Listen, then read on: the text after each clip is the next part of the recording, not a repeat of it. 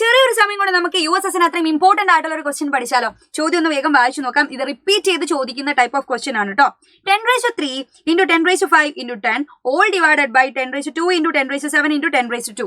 അപ്പൊ നിങ്ങൾക്ക് ഇത് കാണുമ്പോൾ തന്നെ മനസ്സിലാവും ഇത് ഏത് ടൈപ്പ് ഓഫ് ക്വസ്റ്റ്യൻ ആണെന്നുള്ളത് മനസ്സിലാവും അല്ലെ? നമ്മൾ പഠിച്ച ഇക്വേഷൻ തന്നെയാണ് a⁻m into a⁻n is equal to a⁻m plus n ആണെന്നും അതുപോലെ തന്നെ a⁻m all divided by a⁻n എന്ന് പറഞ്ഞാൽ a⁻m minus n. ഈ ഒരു ഇക്വേഷൻ നിങ്ങൾ പഠിച്ചിട്ടുണ്ടായിരിക്കും.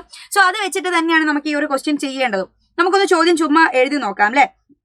എഴുതുന്നതിന് മുൻപ് നിങ്ങൾ മനസ്സിലാക്കുക മുകളിലുള്ള നമ്പേഴ്സുകൾ ഈ നമ്പേഴ്സുകൾ മൊത്തം a⁻m into a⁻n പോലെയാണ്. സോ പവർ നമ്മൾ എന്ത് ചെയ്താൽ മതി? ആഡ് ചെയ്ത് കൊടുത്താൽ മാത്രം മതി. അപ്പൊ പവേഴ്സ് ആഡ് ചെയ്ത് കഴിഞ്ഞാൽ നമുക്ക് എന്ത് കിട്ടും?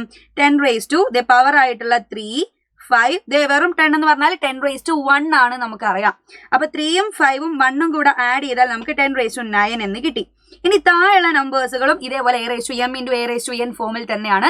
സോ അതിന്റെ പവേഴ്സുകൾ ആഡ് ചെയ്താൽ 2 7 2 അല്ലെ? ഇത് ആഡ് ചെയ്താൽ നമുക്ക് 10⁻11 എന്ന് കിട്ടിയിട്ടുണ്ടാവണം. 10⁻11 ഓക്കെ അല്ലേ?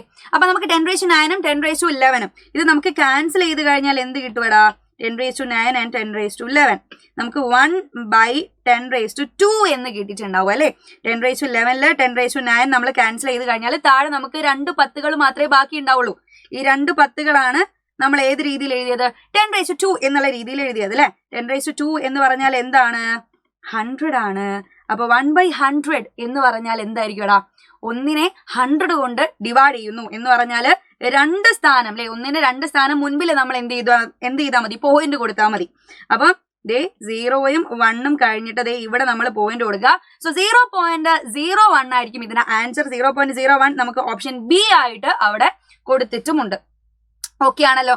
അപ്പൊ എന്തായാലും ഇത് ചെയ്ത പോലെ തന്നെ നമ്മളെ ബോർഡിൽ കാണുന്ന ഈ ഒരു ക്വസ്റ്റ്യനും നിങ്ങൾ ചെയ്ത് കമന്റ് ബോക്സിൽ അറിയിക്കുക.